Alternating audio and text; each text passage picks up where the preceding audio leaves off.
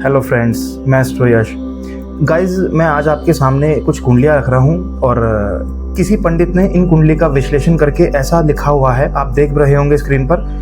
कुल गुण 24 हैं, विवाह शुभ है, कुंडली में कोई भी दोष नहीं है।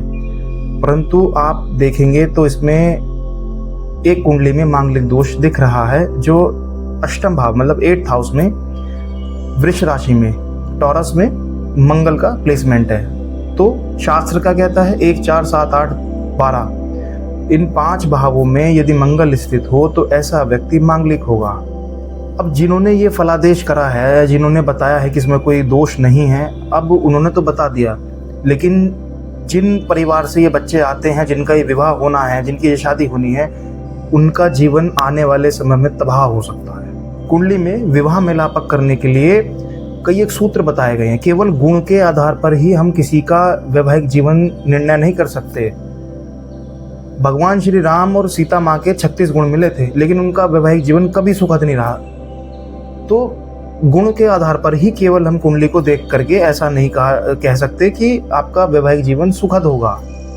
कुंडली में बहुत सारी चीजें देखने की जरूरत होती है। मेल और फीमेल के 7th हाउस के लॉर्ड की स्थिति एक दूसरे के चार्ट में, मतलब मेल की कुंडली का 7th हाउस का लॉर्ड फीमेल की कुंडली में कैसा है और फीमेल की कुंडली के 7th हाउस का लॉर्ड मेल की कुंडली में कैसा है, फिर ऐसे ही नमांश कुंडली में देखा जाता है। तो दोस्तों, ये बहुत डीप विषय है, इसको समझना बड़ा कठिन है, हर कोई इसको नहीं समझ सकता। एक और बहुत इंपॉर्टेंट बात मैं आपके सामने अभी रखता हूँ। अगर कोई डेडिकेटेड पर्सन, मतलब पूरी श्रद्धा से आपके पास पूछने आया कि जो आप बताएंगे वो ब्रह्म वाक्य होगा, अगर ऐसा कोई व्यक्ति आपके पास मान के आया, आपको मानकर आया और आपने उसकी कह दी जय हो महाराज आपका काम बनेगा, और वो आपको दिख रहा है कुंडली में उस स्तर का काम बनता नहीं दिख रहा है, या कुछ भी थोड़ी परेशानियां दिख रही हैं, तो वो तो काट गया आपने कर्म। अब आप भोगेंगे उसके कर्म। वो तो अपना कर्म काट गया, क्योंकि उसने तो आपको मान लिया कि आप जो बोल रहे हैं वो सत्य है, ब्रह्म वाक्य है, परंतु अब उसके कर्म को आप काटेंगे। मेरा उस कुंडली का रखने का पर्पस ये नहीं है कि ये विवाह हो नहीं सकता, परंतु आप दोषों को नज़रअंदाज नहीं कर सकते। ऐसा ज़रूर किया जा सकता है कि हाँ दोष है कुंडली में, लेकिन उसका निवारण करवा दिया जाए तो विवाह किया जा सकता है।